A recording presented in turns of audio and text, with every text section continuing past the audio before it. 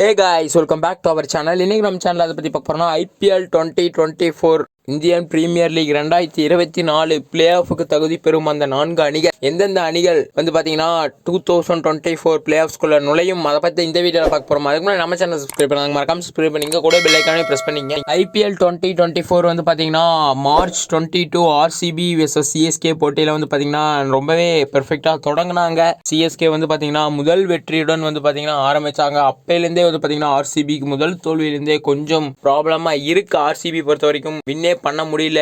Second match Punjab கூட மட்டும்தான் win பண்ணாங்க. அதுக்கப்புறம் நோ வின் பார்த்தீங்கன்னா RCBக்கு தொடர் தோல்விகளாக சந்திச்சுட்டு வர்றாங்க. அடுத்த 7 போட்டிகளில் 7மே மஸ்ட் வின் கேமா இருக்க போகுது RCBக்கு. மற்ற டீம்ஸை பொறுத்த வரைக்கும் ஒரு நல்லாவே பிளே பண்ணிட்டு இருக்காங்க. ஒரு IPL 2024 இறுதி கட்டத்துக்கும் வந்துட்டும். இன்னும் எல்லா டீம்ஸ்க்குமே பார்த்தீங்கன்னா ஒரு சில போட்டிகள் 5 to 7 மேட்சஸ் மட்டுமே இருக்கு. இப்போவே பார்த்தீங்கன்னா ஒரு சில டீம்ஸ் பார்த்தீங்கன்னா தகுதி பெறக்கான வாய்ப்பு உருவாக்கி இருக்காங்க. ஃபர்ஸ்ட்டாக பார்த்தீங்கன்னா ராஜஸ்தான் ராயல். இது பார்த்தீங்கன்னா நம்ம ப்ரெடிக்ஷன் மட்டும்தான், இன்னும் அடுத்தடுத்த சில போட்டிகளில் மாறலாம். ஃபர்ஸ்ட் பார்த்தீங்கன்னா ராஜஸ்தான் ராயல்ஸ் பார்த்தீங்கன்னா டாப் ஆஃப் த டேபிள் இருக்காங்க. ஆல்ரெடி 12 பாயிண்ட்ஸ் எடுத்துட்டாங்க. 16 to 18 பாயிண்ட்ஸ் இருந்தாலே பிளே ஆஃப்ஸ்க்கு ஈஸியாக பார்த்தீங்கன்னா உள்ள போயிடலாம். அதனால ராஜஸ்தான் ராயல்ஸை பொறுத்த வரைக்கும் நோ ப்ராப்ளம். ஏன்னா ஆல்ரெடி 12 பாயிண்ட்ஸ்ல இருக்காங்க. இன்னும் சில போட்டிகள் பார்த்தீங்கன்னா ராஜஸ்தான் ராயல்ஸ்க்கு இருக்கு. அதனால நோ பிரஷர்ல ஆடலாம். சஞ்சு சாம்சன் பார்த்தீங்கன்னா ரொம்ப பெர்ஃபெக்டா ராஜஸ்தான் ராயல்ஸ் வழி நடத்திட்டு இருக்காரு. அடுத்து இரண்டாவதா தகுதி பெறக்கான வாய்ப்பு இருக்க அணி எதுன்னு பார்த்தீங்கன்னா KKR. ஆல்ரெடி டேபிளில் பார்த்தீங்கன்னா செகண்டில் தான் இருக்காங்க. நல்லா ப்ளே பண்ணிட்டு இருக்காங்க. ரொம்பவே டீசெண்டாக பெர்ஃபெக்டாக பார்த்தீங்கன்னா IPL ப்ளே பண்ணிட்டு இருக்காங்கன்னு நான் சொல்லலாம். ஒரு சில போட்டிகளில் மட்டும்தான் தோத்துருக்காங்க. மற்றபடி ரொம்ப பெர்ஃபெக்டாக விளையாண்டு ரொம்பவே நல்லாவே வின் பண்ணிட்டு இருக்காங்க. அடுத்து பார்த்தீங்கன்னா தேர்ட் பிளேஸ் உள்ள நுழைய போகுது, பிளே ஆஃப்குள்ளே நுழைய போகிறது யாருன்னு பார்த்தீங்கன்னா SRHக்கு வாய்ப்பு இருக்குங்க. ஏன்னா SRH பேட்டிங் அந்த மாதிரி பண்ணிட்டு இருக்காங்க. ரொம்பவே பெர்ஃபெக்டாக பண்ணிட்டு இருக்காங்க. எந்த டீம் எடுத்துகிட்டு எந்த மாதிரி பவுலரை கூட்டிகிட்டு போட்டாலுமே ஒரு பயங்கரமான 6-4 மலைகள் பார்த்தீங்கன்னா SRH இருந்து நம்ம பார்க்குறோம். ஹையஸ்ட் ஸ்கோர் ஆல்ரெடி பார்த்தீங்கன்னா 2 ரெக்கார்ட்ஸ் இந்த இயர்லேயே பார்த்தீங்கன்னா பீட் பண்ணியிருக்காங்க. அவங்களோட ரெக்கார்டவே பார்த்தீங்கன்னா முறியடிச்சிருக்காங்க. அந்த மாதிரி ப்ளே பண்ணிட்டு இருக்காங்க SRH பொறுத்த வரைக்கும். ஏன்னா அந்த அளவுக்கு 270, 80, 88 அந்த அளவுக்கு பார்த்தீங்கன்னா ஸ்கோரை கொண்டு போறாங்க. அதனால SRH பொறுத்த வரைக்கும் பார்த்தீங்கன்னா தேர்ட் பிளேஸ் தகுதியாக இருக்கான வாய்ப்புகள் இருக்கு.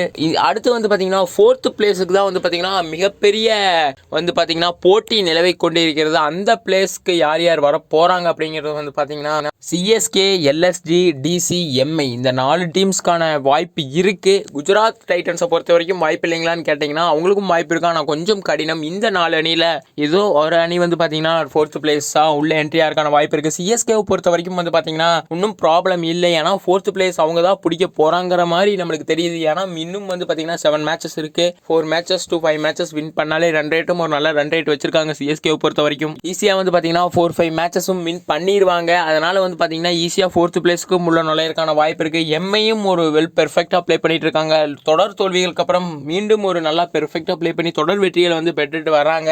LSG பார்த்தீங்கன்னா ஒரு நல்லா ப்ளே பண்ணிட்டு இருக்காங்க. Last LSG vs CSK மேட்ச்லயும் LSG win பண்ணியிருக்காங்க. அதனால LSG KL ராகுலும் ஒரு பெர்ஃபெக்டாக பார்த்தீங்கன்னா டீமை கொண்டு வந்துட்டு இருக்காரு. DCயும் பவுலிங்கை பொறுத்த வரைக்கும் பார்த்தீங்கன்னா ரொம்பவே பெர்ஃபெக்டாக போட்டுட்டு இருக்காங்க. அந்த அளவுக்கான பவுலிங்கை இம்ப்ரூவ் பண்ணியிருக்காங்கன்னே நம்ம சொல்லலாம்.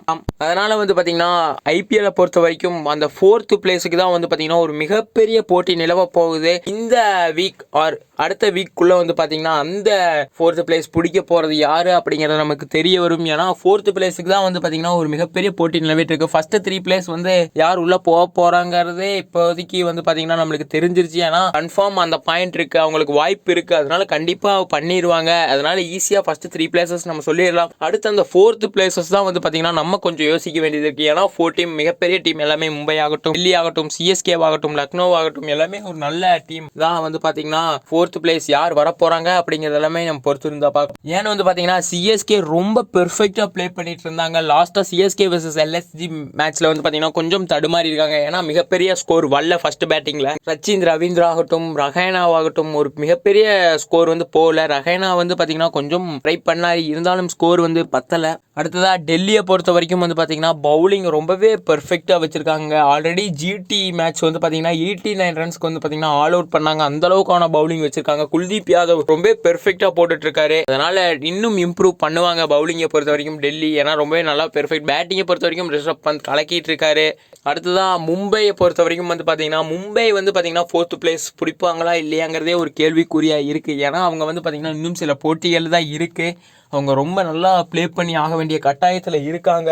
Already Rohit Sharma vs Hardik Pandya issue வந்து போயிட்டு இருந்தது. அதெல்லாம் இப்போ விட்டுட்டு வந்து பார்த்தீங்கன்னா இப்போதைக்கு மும்பை இந்தியன்ஸ் அந்த டீம் வந்து பார்த்தீங்கன்னா வின் பண்ணி ஆக வேண்டிய கட்டாயத்தில் இருக்காங்க. அப்போ தான் அவங்க வந்து பார்த்தீங்கன்னா 4th பிளேஸில் பிடிச்சாகணும். இப்போதைக்கு ஹர்திக் பாண்டியா ரோஹித் சர்மாலாம் பிரிச்சுட்டு இருந்தால் வந்து பார்த்தீங்கன்னா 4th பிளேஸை பிடிக்க முடியாது. 2 பிளேயர்ஸுமே வந்து பார்த்தீங்கன்னா ரொம்ப ஃப்ரெண்ட்லியாக தான் ஆடிட்டு இருக்காங்க. கண்டிப்பாக வந்து பார்த்தீங்கன்னா அடுத்த வெற்றிகள் பெறுவது எப்படிங்கிறது வந்து பார்த்தீங்கன்னா ரொம்பவே ப்ராக்டிஸும் எடுப்பாங்க. அடுத்த பிளானும் கொண்டு வருவாங்க. மும்பையை பொறுத்த வரைக்கும் குஜராத் டைட்டன்ஸ்க்கு வாய்ப்பு இல்லையா அப்படிங்கிறத பற்றி கேட்டிங்கன்னா குஜராத் டைட்டன்ஸை பொறுத்த வரைக்கும் வாய்ப்பு இருக்கு. ஆனால் கொஞ்சம் கடினம் மற்ற டீம்ஸ். ஏன்னா மிகப்பெரிய அணிகள் எல்லாமே அவங்களுக்கு மேலே இருக்காங்க. தொடர் வெற்றிகளை பெற்று ஆக வேண்டிய கட்டாயத்தில் இருக்காங்க. ஜிடியை பொறுத்த வரைக்கும் இன்னும் ஒரு சில போட்டிகளில் தோத்தாங்கன்னா அவங்க வந்து பார்த்தீங்கன்னா வெளியே போயிடுவாங்க. அதனால ஜிடி, பஞ்சாப், ஆர்சிபி இது 3மே வந்து பார்த்தீங்கன்னா கொஞ்சம் கடினம். இதில் இருந்து ஆர்சிபி 7 out of 7 வின் பண்ணி மேலே வர்றதுக்கான வாய்ப்பும் இருக்கு. ஆனால் அது வந்து ஒரு மிகப்பெரிய கடினமான இது. அப்படி நடக்கிறதுக்கான வாய்ப்பு மிக மிக மிக குறைவு. அப்படி நடந்த ஒரு மிகப்பெரிய சாதனை தான். அடுத்த 1 வீக் வந்து பார்த்தீங்கன்னா